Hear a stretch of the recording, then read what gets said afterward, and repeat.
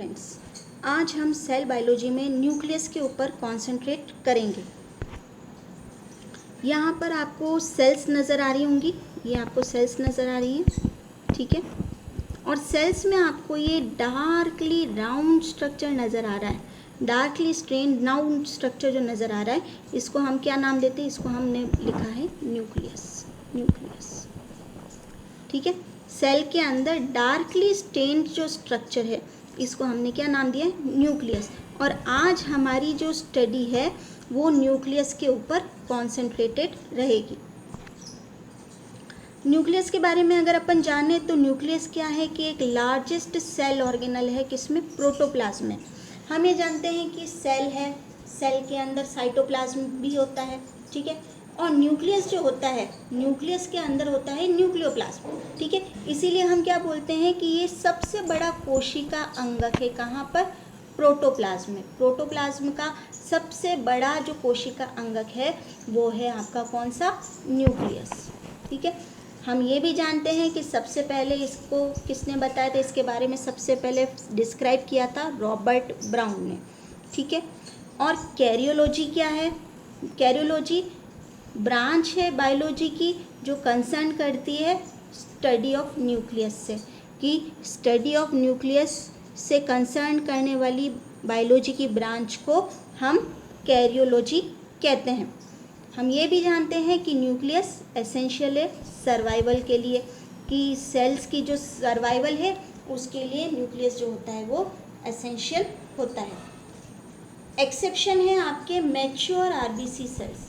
Mature RBC cells जो होते हैं उनमें न्यूक्लियस जो होता है वो एब्सेंट होता है, और जिन सेल्स में न्यूक्लियस एब्सेंट होता है उनको हम ई न्यूक्लिएटेड सेल्स बोलते हैं। ई न्यूक्लिएटेड सेल्स बोलते हैं। तो जो सेल्स जिनमें कि आपके न्यूक्लियस एब्सेंट होगा, जैसे कि एग्जांपल है आपका मैच्योर आरबीसी सेल्स, उनको हम बोलेंगे क्या? ई न्यूक्लिएटेड सेल्स। अब यहाँ पर आप डायग्राम देखिए, डायग्राम में आपको यहाँ पर एक बड़ा सा सेल ऑर्गेनल नज़र आ रहा है, कोशिका अंगक नज़र आ रहा है, और आप एरो देखिए, इसको क्या नाम दिया है? न्यूक्लियस, ठीक है। आपको सेल में और भी सेल ऑर्गेनल्स नज़र आ रहे होंगे, कि आपको माइटोकॉन्ड्रिया भी नज़र आ रहा है, आपको गोल्जी बॉडी भी नज़र आ रहा है, लेकिन आपको सबसे बड़ा जो सेल ऑर्गेनल नज़र आ रहा है वो क्या है? न्यूक्लियस। इसीलिए इसको largest cell organelle in the protoplasm बोला गया है, ठीक है। अब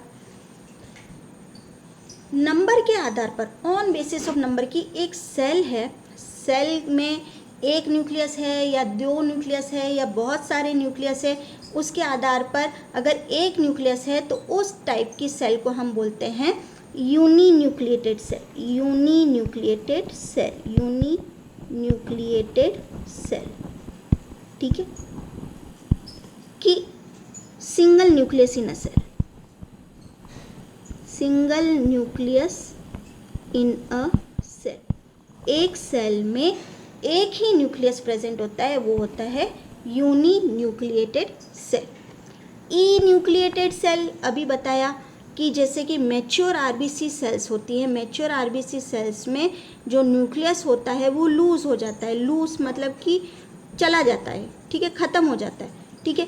तो उस टाइप की सेल्स जिनमें कि न्यूक्लियस एब्सेंट होता है उनको हम बोलते हैं ई न्यूक्लिएटेड सेल्स। और इसी वजह से आरबीसी जो होती हैं वो करीब 120 डेज के बाद में डिस्ट्रॉय हो जाती है। दूसरा है binucleated cell. Binucleated cell मतलब एक सेल, उसके अंदर दो न्यूक्लियस प्रेजेंट है, और उसका एग्जाम्पल है पैरामीशियम, ठीक है। पैरामीशियम क्या है? एक प्रोटोजोन है, ठीक है, प्रोटोजोन है, और इसके अंदर दो अलग अलग टाइप के न्यूक्लियस होते हैं और उन दोनों का काम अलग अलग होता है। एक होता है माइक्रो न्यूक्लियस और एक होता है मेगा न्यूक्लियस। तीसरा है आपके multinucleated cell. Multinucleated मतलब कि एक सेल के अंदर बहुत सारे जब न्यूक्लियस प्रेजेंट हो। इसका एक एग्जाम्पल है आपके ओपेलिना। ओपेलिना ये क्या है? एक प्रोटोजोन है। ओपेलिना एक प्रोटोजोन है और ये एक मल्टी न्यूक्लिएटेड प्रोटोजोन आप कह सकते हो कि इसके जो स्ट्रक्चर है उसमें बहुत सारे न्यूक्लियस जो होते हैं ये प्रेजेंट होते हैं। A cell normally contains one nucleus, और जिसे हमने क्या नाम दिया, यूनी न्यूक्लिएटेड सेल, ठीक है। लेकिन कुछ कंडीशन में, ठीक है, न्यूक्लियस डिवाइड तो होता है लेकिन साइटोप्लाज्म डिवाइड नहीं हो पाता, ठीक है, और इसी वजह से मल्टी न्यूक्लिएटेड बहुकेंद्रकीय कोशिका का निर्माण होता है। बाइन्यूक्लिएटेड द्विकेंद्रकीय कोशिका, ठीक है।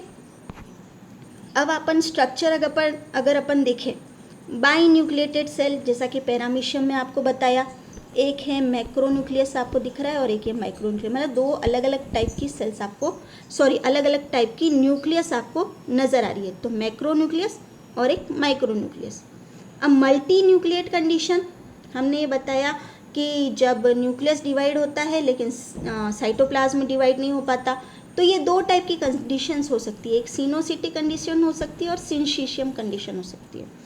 सिनोसिटिक कंडीशन में क्या होता है कि जो सेल्स जो होती है उसमें क्या होता है कि ये जैसे ये न्यूक्लियस है, ये न्यूक्लियस रेगुलर डिवाइड होता गया, ठीक है, लेकिन साइटोप्लाज्म डिवाइड नहीं हो पाया, मतलब यहाँ पर सेप्टा नहीं बन पाए, ठीक है, सेप्टा जो है वो नहीं बन पाए, ठीक है।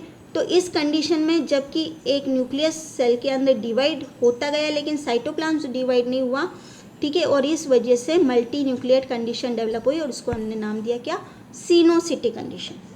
सिंचिशियम कंडीशन में जब 2 या 3 या 4 सेल्स, ठीक है, 4 सेल्स और उनमें न्यूक्लियस है ही हैं और ये आपस में जब फ्यूज़ हो जाते हैं, ठीक है, जब बहुत सारी सेल्स ये न्यूक्लियस, ठीक है, ये आपस में फ्यूज़ हो गए, ठीक है, तो यहाँ पर वापस क्या हुआ, मल्टी न्यूक्लिएटेड कंडीशन का फॉर्मेशन हुआ। अब ऑन बेसिस ऑफ पोजीशन के आधार पर, ठीक है, पोजीशन के आधार पे कि न्यूक्लियस जो सेल में किस पोजीशन पे है, अगर एक साइड में है, वन साइड में, तो उसको हमने क्या नाम दिया, इसेंट्रिक न्यूक्लियस। जब एक साइड में है न्यूक्लियस तो वो हो गई इसेंट्रिक।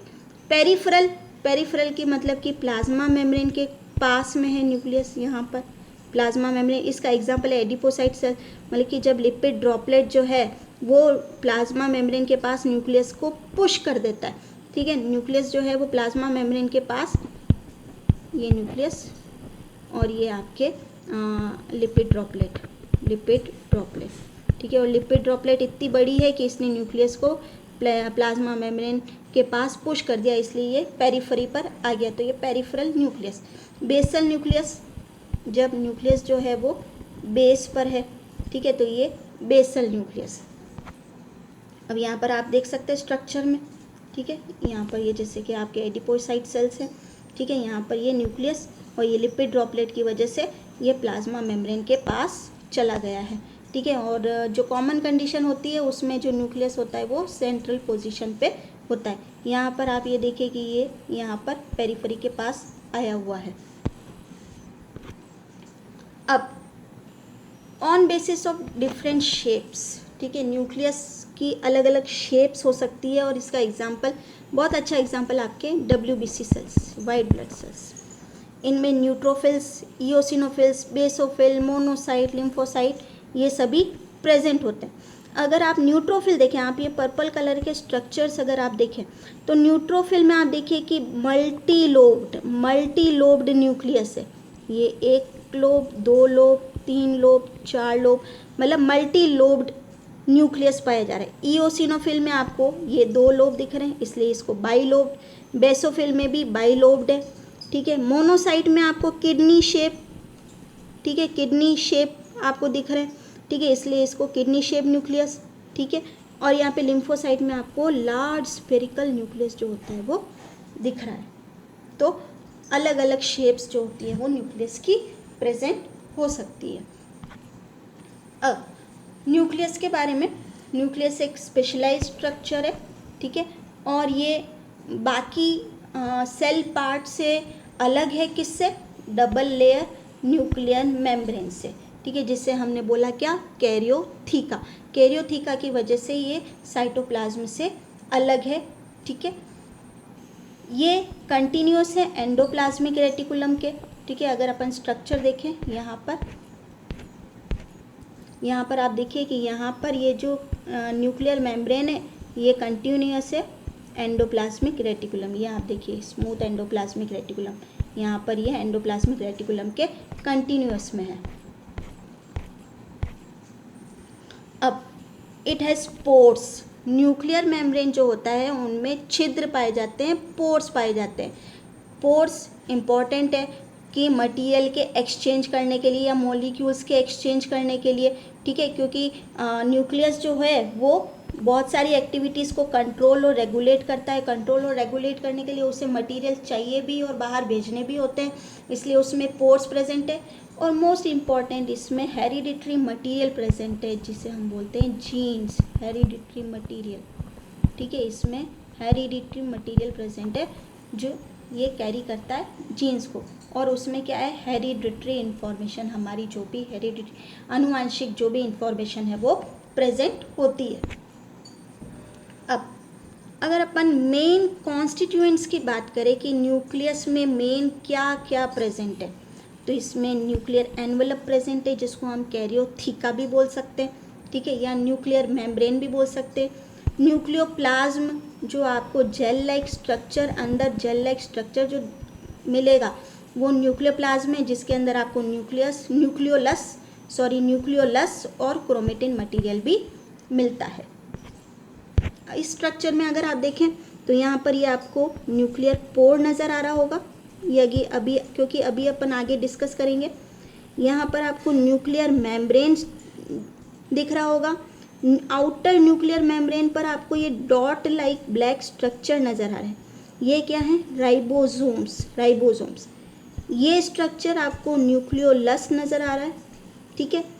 इन दोनों मेम्ब्रेन, आउटर मेम्ब्रेन और इनर मेम्ब्रेन के बीच की जगह को हम बोलते हैं पेरी न्यूक्लियोलर स्पेस। ये धागे लाइक स्ट्रक्चर क्रोमेटिन रेटिकुलम है, ठीक है, ये क्रोमोसोम्स के स्ट्रक्चर में नहीं दिख रहे हैं आपको, ये धागे लाइक और झाल के नुमा दिख रहे हैं, इसीलिए इसको हमने बोला क्रोमेटिन रेटिकुलम। क्योंकि इंटरफेस के टाइम पर, ठीक है, जब सेल ग्रो कर रही होती है और अपने आपको प्रिपेयर कर रही होती है डिवीजन के लिए, तब जो क्रोमेटिन मटेरियल है ये थ्रेड लाइक स्ट्रक्चर या धागे नुमा स्ट्रक्चर में होता है, ठीक है। और ये धागे नुमा स्ट्रक्चर इतने होते हैं कि ये आपस में इंटरमिंगल कर लेते हैं, ठीक है, इसीलिए ये झाल के रूप में दिखते हैं और इसको हम बोलते हैं क्या, क्रोमेटिन रेटिकुलम। लेकिन जब आप प्रोफेज में आते हैं या मेटाफेज में आते हैं तो ये कंडेंस होते जाते हैं और फिर आपको तब क्रोमोसोम्स के रूप में ये नज़र आते हैं। अब सबसे पहले हम बात करें न्यूक्लियर एनवेलप की और इसको हम बोलते हैं कैरियोथीका, ठीक है। अगर अपन ये देखें ये वाला स्ट्रक्चर, ठीक है, यहाँ पर आप देखिए कि ये आपको ये दिख रही है, ये आउटर मेम्ब्रेन, ठीक है। आउटर मेम्ब्रेन को हम क्या बोलते हैं, एक्टोकैरियोथीका भी बोलते हैं, आउटर न्यूक्लियर मेम्ब्रेन। और यहाँ पर आपको क्या दिख रही है, इनर न्यूक्लियर मेम्ब्रेन, ठीक है। और इन दोनों के बीच की जो स्पेस है, इन दोनों के बीच की ये जो स्पेस है, इसको हमने क्या नाम दिया, पेरी न्यूक्लियोलर स्पेस। तो आउटर मेम्ब्रेन, इनर मेम्ब्रेन, ठीक है, आउटर मेम्ब्रेन साइटोप्लाज्म को फेस करती हुई है, इनर मेम्ब्रेन जो न्यूक्लियोप्लाज्म को फेस करती हुई है, और आउटर मेम्ब्रेन और इनर मेम्ब्रेन के बीच की जो स्पेस है उसको हमने क्या नाम दिया है, perinucleolar space, perinucleolar space, ठीक है। और यहाँ पर आपको इनर मेम्ब्रेन की तरफ, यहाँ पर ये देखिए आप, इनर मेम्ब्रेन की तरफ आपको लेमिना दिखेंगे जिनको हम न्यूक्लियर लेमिना बोलते हैं या डेंस लेमिना बोलते हैं, ठीक है। न्यूक्लियर लेमिना या डेंस लेमिना जो होते हैं ये प्रेजेंट होते हैं और ये इनर मेम्ब्रेन को क्या करते हैं, ये इनर मेम्ब्रेन को सपोर्ट करती है। ग्रीन कलर का जो आपको दिख रहा है ये न्यूक्लियर लेमिना या डेंस लेमिना जो आपको इनर मेम्ब्रेन के अंदर दिख रहा है और ये इनर मेम्ब्रेन को क्या कर रहा है, सपोर्ट कर रहा है, ठीक है। The nuclear envelope is punctuated by several transmembrane proteins. अब यहाँ पर ये आपको दिख रही है, यहाँ पर न्यूक्लियर मेम्ब्रेन जगह जगह पर ट्रांस मेम्ब्रेन प्रोटीन्स पाए जा रहे हैं। न्यूक्लियर मेम्ब्रेन में जगह जगह पर ट्रांस मेम्ब्रेन, यहाँ पर ये देखिए आप, ट्रांस मेम्ब्रेन प्रोटीन्स पाए जा रहे हैं, ठीक है। ट्रांस मेम्ब्रेन क्यों नाम दिया, क्योंकि ये मेम्ब्रेन को आर पार कर रहे हैं, ठीक है, मेम्ब्रेन को स्पैन कर रहे हैं, ठीक है, मेम्ब्रेन से आर पार हो रहे हैं, इसलिए इनको हमने क्या नाम दिया, ट्रांस मेम्ब्रेन प्रोटीन। और ये ट्रांस मेम्ब्रेन प्रोटीन्स जो भी होंगे ये इनको हम न्यूक्लियर पोर्स बोलते हैं, ठीक है। न्यूक्लियर पोर्स इनकी वजह से जो मटेरियल्स जो होगा वो न्यूक्लियोप्लाज्म और साइटोप्लाज्म के बीच में जो मटेरियल का एक्सचेंज होगा वो इन न्यूक्लियर पोर्स की वजह से होगा। अब न्यूक्लियर एनवेलप का काम क्या है? ठीक है, न्यूक्लियर एनवेलप हमने ये देखा कि ये आउटर मोस्ट बाउंड्री है न्यूक्लियस की। ठीक है, ये न्यूक्लियस की आउटर मोस्ट बाउंड्री है ये। ठीक है, और इसी के अंदर क्रोमेटिन मटेरियल भी प्रेजेंट है और इसी के अंदर न्यूक्लियोलस भी प्रेजेंट है और न्यूक्लियोप्लाज्म प्रेजेंट है और ये डबल मेम्ब्रेन स्ट्रक्चर है। ये आउटर मेम्ब्रेन है, ये इनर मेम्ब्रेन है।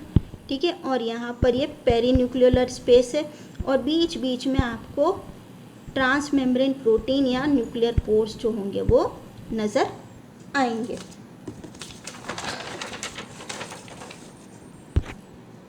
अब क्या काम है? It keeps the nuclear content in place and distinct from the cytoplasm. ठीक है, जो भी न्यूक्लियर कंटेंट होगा वो अपनी जगह पे रहेगा और साइटोप्लाज्म से ये अपने आप को अलग करके रहेगा। ठीक है, maintains the transport of material into and out of the nucleus की जो न्यूक्लियर पोर्स होंगे उनकी वजह से मटेरियल का ट्रांसपोर्ट हो पाएगा।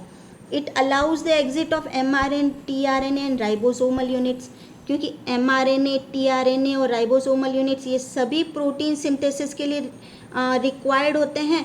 तो mRNA, tRNA और राइबोसोमल यूनिट्स जो कि न्यूक्लियस के अंदर बन रही है वो साइटोप्लाज्म में जाकर प्रोटीन सिंथेसिस के लिए रिस्पॉन्सिबल होंगी, इसीलिए एग्जिट भी न्यूक्लियर एनवेलप के थ्रू होगा।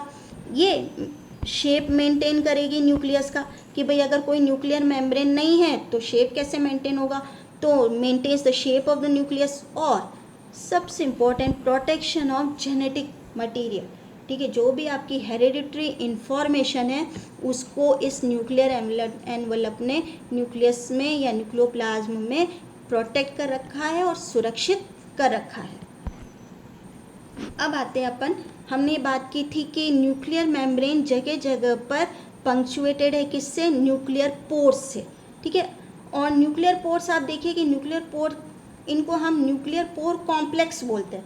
एज सच आप न्यूक्लियर पोर नहीं बोलते, इनको न्यूक्लियर पोर कॉम्प्लेक्स। ठीक है, nuclear pore is a complex. ठीक है, complex of proteins known as nuclear pore complex. ठीक है, और ये स्पैन करती है किसको? न्यूक्लियर एनवेलप को। ठीक है, ये न्यूक्लियर एनवेलप के आर पर आपको यहाँ पर स्ट्रक्चर जो है ये नज़र आ रहा है। ठीक है, नंबर ऑफ पोर्स वेरी। ठीक है, नंबर ऑफ पोर्स वेरी कर सकते हैं, ये 1000 से 10,000 पर न्यूक्लियस भी हो सकते हैं।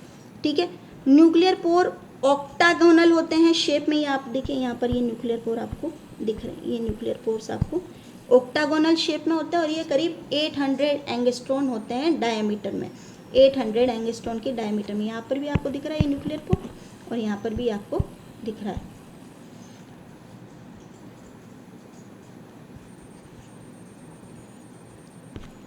ठीक है, अगर अपन न्यूक्लियर पोर कॉम्प्लेक्स की बात करें, ठीक है, न्यूक्लियर पोर कॉम्प्लेक्स की बात करें तो यहाँ पर आप ये देखिए कि यहाँ ये आप देखिए कि ये एन्युलस है, बाहर ये आपको दिख रहा है ये एन्युलस है और अंदर जो है ये जो आप ये देखिए ये ल्यूमन, ये ल्यूमन जो है इसको हम बोलते हैं न्यूक्लियोप्लाज्मिन। ठीक है, न्यूक्लियोप्लाज्मिन। ठीक है, न्यूक्लियोप्लाज्मिन जो ये ल्यूमन है इसको हमने क्या दिया? न्यूक्लियोप्लाज्मिन। और बाहर जो ये प्रोटीन का स्ट्रक्चर नज़र आ रहा है इसको हमने क्या नाम दिया? एन्युलस। ठीक है, तो ये एन्युलस और न्यूक्लियोप्लाज्मिन, एन्युलस और न्यूक्लियोप्लाज्मिन मिलकर क्या बनाता है? Nuclear pore complex. ठीक है, ठीक है, तो ये बाहर जो स्ट्रक्चर दिख रहा है वो क्या है? एन्युलस, प्रोटीन का बना हुआ है। ठीक है, और अंदर जो ये आपको ल्यूमन दिख रहा है जिससे मटेरियल का ट्रांसपोर्ट होगा उसको हमने क्या नाम दिया? न्यूक्लियोप्लाज्मिन। ठीक है, तो एन्युलस और न्यूक्लियोप्लाज्मिन ये मिलकर क्या बनाते हैं? Nuclear pore complex. ठीक है, अगर अपन देखें in eukaryotic cell the nucleus is separated from rest of the cell by nuclear envelope. हम ये जानते हैं कि बाकी सेल से ये न्यूक्लियर एनवेलप से जो न्यूक्लियस है वो अलूफ हो गया है। न्यूक्लियर एनवेलप की वजह से बाकी सेल स्ट्रक्चर से ये न्यूक्लियस अपने आप को अलग कर दिया है। Transport into and out of the nucleus occurs through cylindrical channels called as nuclear pore complexes. ठीक है, ये सिलेंड्रिकल पोर कॉम्प्लेक्स है, ठीक है, NPCs जिन्हें बोलते हैं nuclear pore complex, cylindrical pore complex है, ठीक है, और इनसे ही मटेरियल का क्या होता है, ट्रांसपोर्ट होता है न्यूक्लियस में। अब each NPC, her nuclear pore complex is made up of 8 repeating proteins. अब ये देखिए, अब 1 2 3 4 5 6 7 8, ठीक है, 1 2 3 4 5 6 7 8 रिपीटिंग प्रोटीन, ठीक है, और having at least 30 different type protein, जिनको हम क्या बोलते हैं, न्यूक्लियोपोरिन्स या न्यूक्लियोपोरिन्स बोलते हैं, ठीक है। यहाँ पर आपको यहाँ पर भी दिख रहा होगा स्ट्रक्चर, ठीक है, 1 2 3 4 5 6 7 और ये 8, ठीक है, और अंदर ये आपको ल्यूमन नज़र आ रहा है जिससे मटेरियल का ट्रांसपोर्ट होगा। तो एन्युलस और आपके न्यूक्लियोप्लाज्मिन, ठीक है, ये दोनों मिलकर क्या बनाते हैं, आपके पोर कॉम्प्लेक्स या न्यूक्लियर पोर कॉम्प्लेक्स। अब ये कॉम्प्लेक्सेस आपने देखा होगा, आपने ऑरेंज देखा होगा, ठीक है, ऑरेंज की हर फाँक कैसे आपस में जुड़ी होती है, वैसे ही these complex fit together like wedges of an orange. मतलब जैसे कि आपके जो ऑरेंज या आप जैसे बोलते हैं नारंगी, ठीक है, नारंगी की फाँकें आपस में जैसे जुड़ी होती है, वैसे ही ये कॉम्प्लेक्स जो होते हैं ये आपस में फिट होते हैं, ठीक है, और इनसे क्या ट्रांसपोर्ट होता है, living a channel in middle, ठीक है, बीच में एक ल्यूमन या चैनल होता है और उससे प्रोटीन, RNA और दूसरे सिग्नलिंग मॉलिक्यूल जो होंगे वो ट्रांसपोर्ट हो पाएंगे। अब हमने न्यूक्लियर एनवेलप की बात की, अब हम बात करते हैं न्यूक्लियोप्लाज्म की, या जिसको न्यूक्लियर सेप भी बोलते हैं या जिसको कैरियोलिम्फ भी बोलते हैं। कि मतलब आप ये देखिए कि जो न्यूक्लियर मेम्ब्रेन है उसके अंदर जो एरिया है जिसके अंदर न्यूक्लियोलस भी प्रेजेंट है, जिसके अंदर क्रोमेटिन मटेरियल भी प्रेजेंट है, तो वो जो स्ट्रक्चर है उसको हमने क्या नाम दिया, न्यूक्लियोप्लाज्म, ठीक है। It is separated from protoplasm bye nuclear envelope. ये आपके न्यूक्लियर मेम्ब्रेन है और अंदर ये क्या है, न्यूक्लियोप्लाज्म, ठीक है। It is separated from protoplasm, ये बाकी का क्या है, ये साइटोप्लाज्म है, तो ये सेपरेटेड है किससे, इस न्यूक्लियर एनवेलप से। It is a clear and gel like matrix, ठीक है, ये क्लियर है और जेल लाइक मैट्रिक्स होता है। इसका pH स्लाइटली, आप बोल सकते हो स्लाइटली बेसिक है, 7.4 प्लस माइनस 0.2, तो 7.2 या 7.6 तक इसका pH हो सकता है।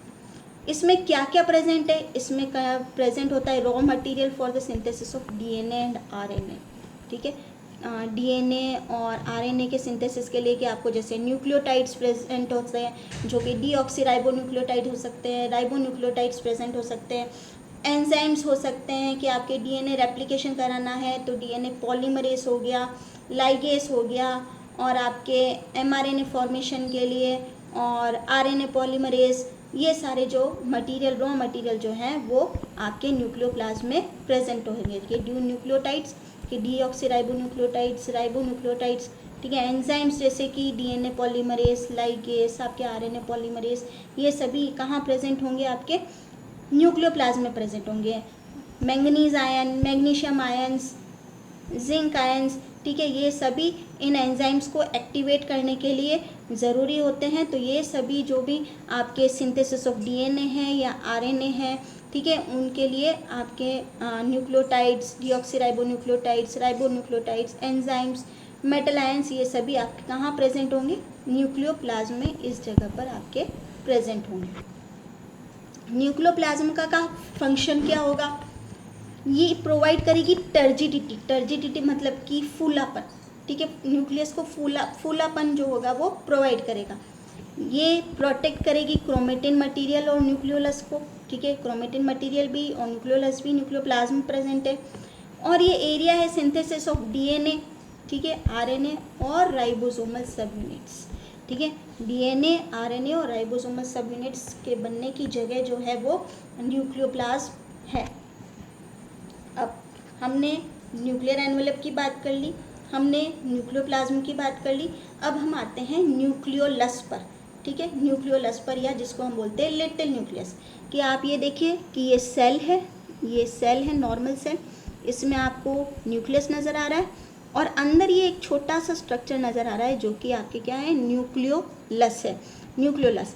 इसको फोंटाना ने डिस्कवर किया था, ठीक है, इन ईल सेल्स, ठीक है, ईल सेल्स में फोंटाना ने डिस्कवर किया था। ये स्फेरिकल स्ट्रक्चर होते हैं और कहाँ प्रेजेंट है, ये न्यूक्लियोप्लाज्म में, तो ये न्यूक्लियोप्लाज्म में प्रेजेंट होते हैं, लेकिन ये किसी मेम्ब्रेन से सराउंडेड नहीं होते हैं, they are not surrounded by a membrane, ठीक है।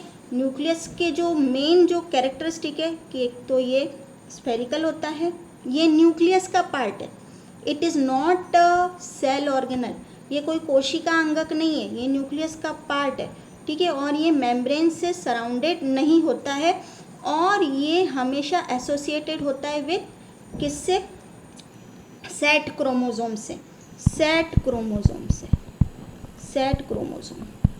अब सेट क्रोमोसोम क्या होता है, ठीक है, it is associated with secondary constriction of set chromosome, और उसको क्या हम बोलते हैं, न्यूक्लियर ऑर्गेनाइजर रीजन, ठीक है। अभी आप सेट क्रोमोसोम क्या होता है अभी अपन थोड़ी देर में देखते हैं। It is a site for RNA synthesis, ठीक है, न्यूक्लियोलस इम्पोर्टेंट, ठीक है, RNA सिंथेसिस के लिए कौन सी स्ट्रक्चर रिस्पॉन्सिबल होता है, तो वो है आपका क्या, न्यूक्लियोलस, ठीक है।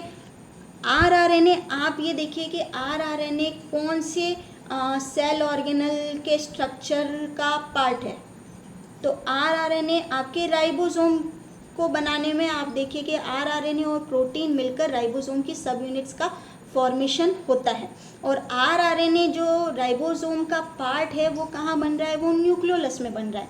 राइबोसोम किसके लिए रिस्पॉन्सिबल है, राइबोसोम रिस्पॉन्सिबल है प्रोटीन सिंथेसिस के लिए। अगर RNA नहीं होगा तो प्रोटीन सिंथेसिस नहीं होगा, तो वो सेल्स जिनमें कि ज़्यादा प्रोटीन सिंथेसिस की ज़रूरत होगी तो वहाँ पर न्यूक्लियोलस का नंबर भी बढ़ेगा, ठीक है। More nuclei are present in cells having active protein synthesis, ठीक है। अभी मैंने बताया it is not independent cell organelle, ठीक है, ये कोई इंडिपेंडेंट सेल कोशिका अंगक नहीं है, it is component of nucleus, ये न्यूक्लियस का कंपोनेंट होता है। अभी आपको बताया था सेट क्रोमोसोम क्या होता है, ठीक है। आपने देखा होगा नॉर्मल क्रोमोसोम, ये नॉर्मल क्रोमोसोम है, ठीक है, ये एक आर्म है, ये एक आर्म है, और बीच में आपको ये कॉन्स्ट्रिक्शन नज़र आ रहा है, बीच में आपको ये कॉन्स्ट्रिक्शन नज़र आ रहा है जिसको हमने क्या नाम दिया, प्राइमरी कॉन्स्ट्रिक्शन, प्राइमरी कॉन्स्ट्रिक्शन, ठीक है, या फिर इसको हम क्या बोलते हैं, इसको हम सेंट्रोमियर भी बोलते हैं, सेंट्रोमियर भी बोलते हैं, इसको प्राइमरी कॉन्स्ट्रिक्शन या फिर सेंट्रोमियर भी बोलते हैं। लेकिन कुछ सेल्स होती हैं, कुछ क्रोमोसोम्स होते हैं जिनमें इन प्राइमरी कॉन्स्ट्रिक्शन के साथ में एक और कॉन्स्ट्रिक्शन नज़र आता है, और इसको हम नाम क्या देते हैं, सेकेंडरी कॉन्स्ट्रिक्शन, सेकेंडरी कॉन्स्ट्रिक्शन, ठीक है। और ये जो स्ट्रक्चर होता है इसको बोलते हैं सैटेलाइट, ठीक है। और इसी वजह से इन सेकेंडरी कॉन्स्ट्रिक्शन की वजह से जो क्रोमोसोम होते हैं उनको क्या नाम दिया जाता है, सेट क्रोमोसोम, सेट क्रोमोसोम, ठीक है। सेट का मतलब सैटेलाइट नहीं होता है, सेट का मतलब होता है साइने एसिड थाइमोन्यूक्लेनिको, साइने एसिड थाइमोन्यूक्लेनिको,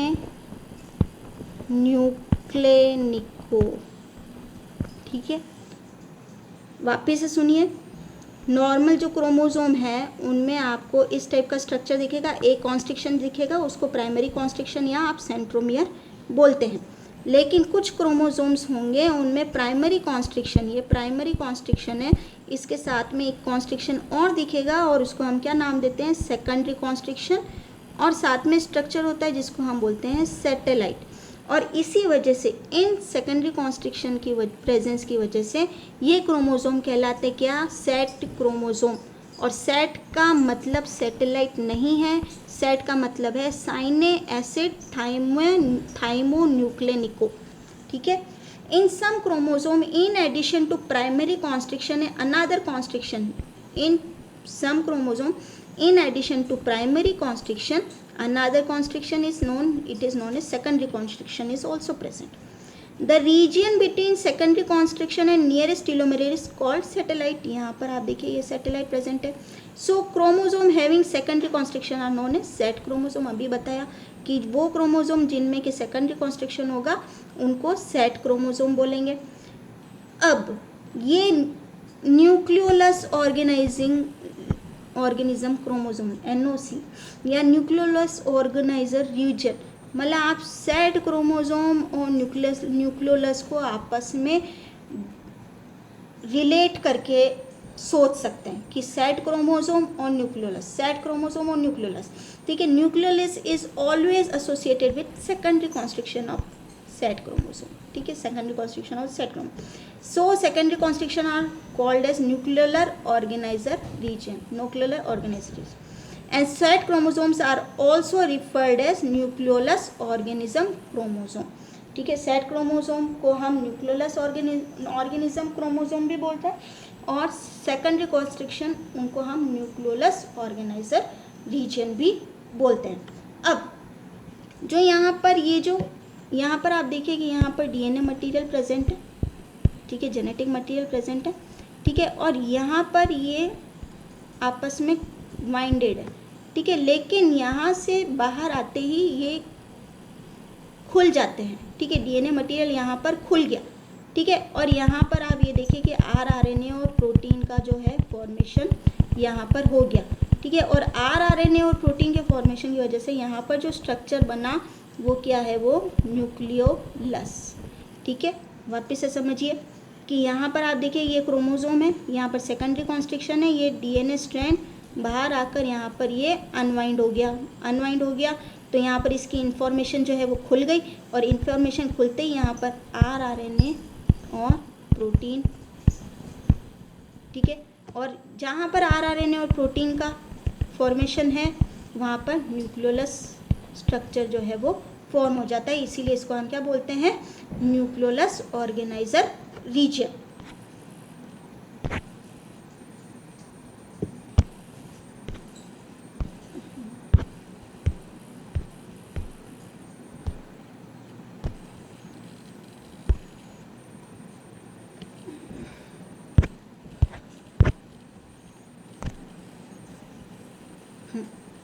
अब अगर अपन न्यूक्लियोलस को देखें, ठीक है, अब न्यूक्लियोलस के स्ट्रक्चर को हम देख रहे हैं, ठीक है, अभी तक हमने न्यूक्लियोलस के बारे में देखा, उसके सेट क्रोमोसोम को समझा, अब हम न्यूक्लियोलस पे आते हैं. न्यूक्लियोलस के स्ट्रक्चर को अगर अपन देखें तो न्यूक्लियोलस के स्ट्रक्चर को अगर आप देखोगे तो आपको क्या दिख रहा है, एक तो आपको इंट्रा न्यूक्लियोलर क्रोमेटिन दिख रहा है, ठीक है, एक आपको दिख रहा है पेरी न्यूक्लियोलर मटीरियल दिख रहा है, ठीक है, एक आपको ग्रेन्युलर पोर्शन दिख रहा है, एक फाइब्रिलर पोर्शन दिख रहा है और RNA फाइब्रिल्स दिख रहा है. अब आप एक बात समझ लीजिए कि ये क्रोमेटिन जो है वो न्यूक्लियोलस का नहीं है, ये वो ही DNA है, ये वाला जो DNA है, ठीक है, ये क्रोमोसोम का DNA है, ये न्यूक्लियोलस का DNA नहीं है, ठीक है. तो इंट्रा न्यूक्लियोलर मतलब न्यूक्लियोलस के अंदर वाला ये intra nucleolar. Large thin filaments, पतले filaments of DNA inside nucleolus but are not part of nucleolus, nucleolus के पार्ट नहीं है. These are DNA of set region, ठीक है, ये सैट रीजन अभी जो आपको बताया ये इसका, ठीक है, इसका पार्ट है सैट रीजन का, ठीक है. These are DNA of set region which expands for synthesis of nucleolus. Perinucleolar, peri मतलब पेरीफरी पर, ये थिक फिलामेंट है of DNA at periphery of nucleolus, but these are also not part of nucleolus, ये भी nucleolus का part नहीं है, ठीक है, वो भी किसका पार्ट है, DNA ऑफ सैट रीजन, ठीक है. और इन दोनों को, ठीक है, इन दोनों को इंट्रा न्यूक्लियर क्रोमेटिन और पेरी न्यूक्लियर क्रोमेटिन को दोनों को मिला के हम क्या बोलते हैं, पार्स क्रोमोसोमा. अब यहाँ पर देखिए एक आप ये देखिए कि एमोर्फस पार्ट, ये आपके अंदर जो स्ट्रक्चर है ये एमोर्फस पार्ट, ये jelly like dense material made of protein, ठीक है, and other parts of nucleolus इसमें पाए जाते हैं. इसको पार्ट्स अमोर्फा भी बोलते हैं. फाइब्रिलर पार्ट, आप ये देखिए फाइब्रिलर पोर्शन, ये छोटे छोटे फाइब्रिलर पोर्शन, ठीक है, और ये किसके हैं, RNA और प्रोटीन के, ठीक है, और ये आपस में मिलकर क्या बना रहे, ग्रेनुलर पार्ट। फाइब्रिलर पार्ट को पार्स फाइब्रोसा भी बोलते हैं। और ग्रेनुलर पार्ट क्या है, यहाँ पर आरआरएनए और प्रोटीन, हमने बार बार न्यूक्लियोलस आरआरएनए और प्रोटीन से रिलेटेड है। इट इज़ द साइट या precursor for the formation of ribosome. ठीक है, मतलब राइबोसोम बनाने की फैक्ट्री आप मान सकते हो न्यूक्लियोलस को, कि जहाँ पर राइबोसोम किन चीज़ों से मिलकर बनता है, आरआरएनए और प्रोटीन। और आरआरएनए कहाँ बन रहा है, आरआरएनए बन रहा है कहाँ पर, न्यूक्लियोलस में।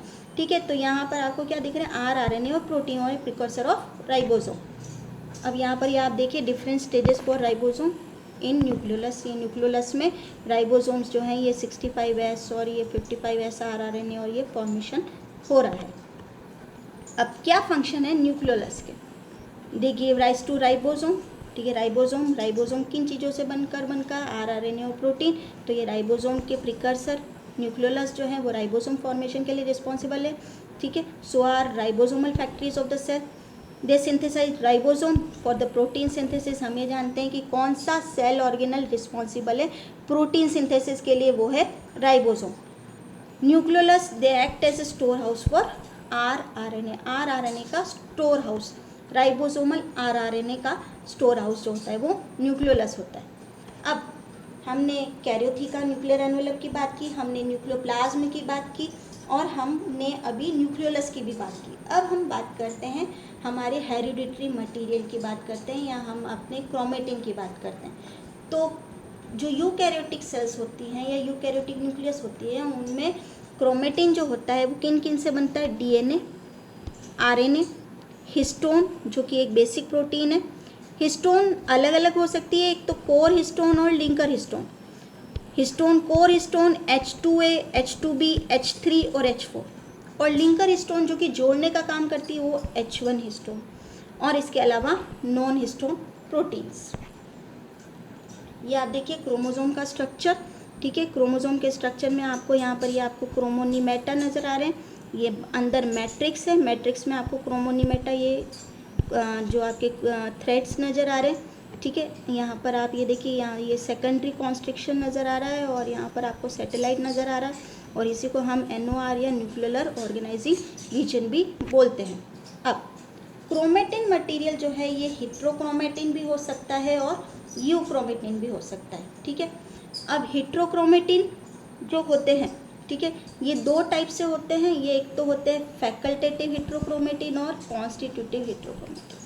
ठीक है, फैकल्टेटिव आप यहाँ पर डायग्राम में देखें तो ये आपको जो लाइट कलर स्ट्रक्चर है, डार्क कलर, ये यूक्रोमेटिन है। ठीक है, और ये ऑरेंज कलर जो होता है ये कलर इंडिकेट कर रहा है किसको, हेट्रोक्रोमेटिन को। फैकल्टेटिव हेट्रोक्रोमेटिन जो होता है, ठीक है, the resulting genes are inactive. ठीक है, दो नॉट परमानेंट कैरेक्टर, और इसका एग्जाम्पल है बार बॉडी। ठीक है, इसमें क्या है कि जो जेनेटिक आपके फॉर एग्जांपल जो फीमेल सेल है उसमें 2 एक्स क्रोमोसोम होते हैं।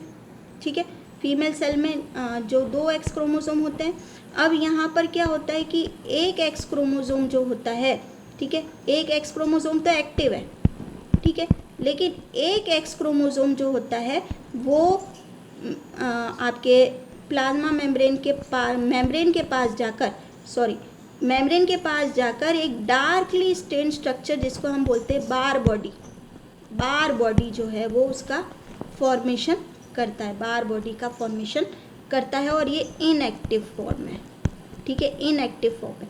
तो मतलब हेट्रोक्रोमेटिन में कि जो मटेरियल है वो कुछ टाइम के लिए एक्टिव हो सकता है लेकिन बाद में वो इनएक्टिव हो जाता है, तो इसीलिए इसको हम बोलते हैं फैकल्टेटिव हेट्रोक्रोमेटिन। और कॉन्स्टिट्यूटिव हेट्रोक्रोमेटिन, ठीक है, it normally results in no gene in the genome. क्या फंक्शन है हेट्रोक्रोमेटिन का, it protect the DNA from endonuclease damage. ठीक है, जो एंडोन्यूक्लियस की वजह से जो डैमेज हो उससे डीएनए को उससे ये प्रोटेक्ट करता है। अब यूक्रोमेटिन क्या है, it is the part of chromosome that is rich in gene concentration. ठीक है, रिच जीन कंसंट्रेशन यहाँ पर अच्छी होती है। ये लूजली पैक्ड होते हैं, और लूजली पैक्ड की वजह से इनमें क्या होता है, एक्टिव ट्रांसक्रिप्शन होगा, और एक्टिव ट्रांसक्रिप्शन में की वजह से क्या होगा, प्रोटीन सिंथेसिस होगा। ठीक है, the core function of euchromatin is to regulate gene mechanism during process of transcription मतलब कि जब डीएनए से एमआरएनए का फॉर्मेशन होता है। अब क्रोमोसोम के स्ट्रक्चर की अगर अपन बात करें तो यहाँ पर आपको ये दिख रहा है, ये बाहर का जो मेम्ब्रेन है क्रोमोसोम का उसको हमने नाम दिया क्या, पेलिकल। अंदर जो स्ट्रक्चर है उसको मैट्रिक्स, और अंदर जो ये थ्रेड लाइक स्ट्रक्चर है वो क्रोमोनीमेटा, और यहाँ पर ये प्राइमरी कॉन्स्ट्रिक्शन या सेंट्रोमियर। प्राइमरी कॉन्स्ट्रिक्शन ये फॉर एग्जांपल ये सेंट्रोमियर है, ठीक है, ये सेंट्रोमियर है। इससे अटैच्ड जो स्ट्रक्चर है इसको हमने नाम दिया क्या, काइनेटोकोर, ठीक है, ये काइनेटोकोर। और ये काइनेटोकोर से क्या होगा, स्पिंडल फाइबर्स, सेल डिवीज़न के टाइम पे स्पिंडल फाइबर्स जो होंगे वो अटैच्ड होंगे, और ये इन क्रोमेटिड्स को अपोजिट पोल्स पर खींचेंगे और इनको डिवाइड करेंगे। अब यहाँ पर आप देखिए कि यहाँ पर आपको ये अंदर आपको ये क्रोमोनीमेटा नज़र आ रहा है, ठीक है। अब ये जो कॉइलिंग है, ये क्रोमोसोम के अंदर जो कॉइलिंग है ये दो टाइप से हो सकती है। एक तो है ये पैरानिमिक कॉइलिंग, और एक है ये प्लेक्टोनिमिक कॉइलिंग, ठीक है। एक है पैरानिमिक कॉइलिंग और एक है प्लेक्टोनिमिक कॉइलिंग। आपको दिख रही है, ये आपको दिख रही है कि ये बहुत ही टाइटली वाउंड है, ठीक है, बहुत टाइटली आपस में गुथी हुई है प्लेक्टोनिमिक। और पैरानिमिक ये दोनों आपस में पैरेलल है कि फॉर एग्जांपल आप ये देखिए, ये क्रोमोसोम है, ठीक है, एक तो ये स्ट्रैंड है, एक ये स्ट्रैंड है, एक ये स्ट्रैंड है और एक ये स्ट्रैंड है, और एक आप ये देखिए कि ये आपस में वाइंडेड है, ठीक है। तो यहाँ पर जो ये प्लेक्टोनिमिक कॉइलिंग है ये किस में पाई जाती है, माइटोसिस में, ठीक है, समसूत्री विभाजन में। और पैरानिमिक पाई जाती है मियोसिस में या अर्धसूत्री विभाजन में। ऐसा क्यों? अब यहाँ पर आप देखिए कि यहाँ पर आप ये देखिए कि जो पैरानिमिक कॉइलिंग है ये पैरेलल है, ठीक है। पैरेलल होने का क्या फ़ायदा है कि जब डिवीज़न होगा तो ये आसानी से डिवाइड हो जाएंगी, ठीक है। गैमीट फॉर्मेशन जब होगा तो ये आसानी से डिवाइड होगी। तो पैरानिमिक कॉइलिंग में, पैरानिमिक जो कॉइलिंग होती है मियोसिस में पाई जाती है, और इनमें जो कॉइलिंग बहुत ज़्यादा टाइटली वाउंड नहीं होती है और ये आसानी से डिवाइड हो सकती है, ठीक है। और प्लेक्टोनिमिक कॉइलिंग ये माइटोसिस में पाई जाती है और ये बहुत ही टाइटली जो होती है ये वाउंड होती है। अब types of chromosome on basis of centromere के पोजीशन पर, सेंट्रोमियर के पोजीशन आपके या प्राइमरी कॉन्स्ट्रिक्शन की पोजीशन के आधार पर, ठीक है, सेंट्रोमियर की पोजीशन के आधार पर अलग अलग टाइप के क्रोमोसोम्स जो होते हैं वो पाए जाते हैं। अब ये देखिए कि आप टीलोसेंट्रिक, सब मेटासेंट्रिक, एक्रोसेंट्रिक और मेटासेंट्रिक। टीलोसेंट्रिक आप देखिए कि ये जो प्राइमरी कॉन्स्ट्रिक्शन है यहाँ पर एक आर्म है और प्राइमरी कॉन्स्ट्रिक्शन बिल्कुल छोर पर है, तो उस टाइप के क्रोमोसोम होते हैं टीलोसेंट्रिक। सब मेटासेंट्रिक में जो प्राइमरी कॉन्स्ट्रिक्शन है एक आर्म लंबा है और एक आर्म थोड़ा छोटा है, ठीक है, तो प्राइमरी कॉन्स्ट्रिक्शन बिल्कुल मिडिल में नहीं है। इस टाइप के आप क्रोमोसोम होते हैं सब मेटासेंट्रिक। एक्रोसेंट्रिक की जो प्राइमरी कॉन्स्ट्रिक्शन बिल्कुल आपके पेरिफेरी पर आ जाता है और एक आर्म बहुत ज़्यादा लंबा है और एक बहुत ज़्यादा छोटा है, तो ये एक्रोसेंट्रिक क्रोमोसोम है। और मेटासेंट्रिक में जो आपके सेंट्रोमियर होता है वो बीच में होता है और दोनों आर्म जो होती है वो इक्वल होती है। ये जो फेज़ होते हैं आप ये देखिए कि जब सेल डिवीज़न होता है कि फॉर एग्जांपल ये क्रोमोसोम है, ठीक है, फॉर एग्जांपल इसको ले लिया सेल, ठीक है, ये मिडिल प्लेट से अटैच्ड है, ठीक है, मिडिल प्लेट से अटैच्ड है, और जब यहाँ पर स्पिंडल फाइबर जो होंगे वो अटैच होंगे सेंट्रोमियर काइनेटोकोर से, ठीक है, और ये क्या करेंगे, ये पुश करेंगे या पोल्स की तरफ इसको खींचेंगे, तो ये अलग अलग टाइप के स्ट्रक्चर्स आपको दिखेंगे। इस टाइप के कुछ एल शेप दिखेंगे, कुछ के शेप दिखेंगे, कुछ जे शेप दिखेंगे, कुछ आई शेप दिखेंगे, ठीक है। तो ये स्ट्रक्चर वो हैं जो आपके जब एनाफेज में जब क्रोमोसोम्स जो हैं वो पोल्स की तरफ मूव करते हैं, ठीक है, तो तब आपको इस टाइप के स्ट्रक्चर जो है वो नज़र आएंगे। तो ये types of chromosome on basis of centromere position, ठीक है। तो आज हमने पूरी कोशिश की है कि आपको न्यूक्लियस का जो बेसिक है वो पूरा समझ में आ जाए, आप एक बार अच्छे से देखिएगा और इसको पढ़िएगा। धन्यवाद। Thank you.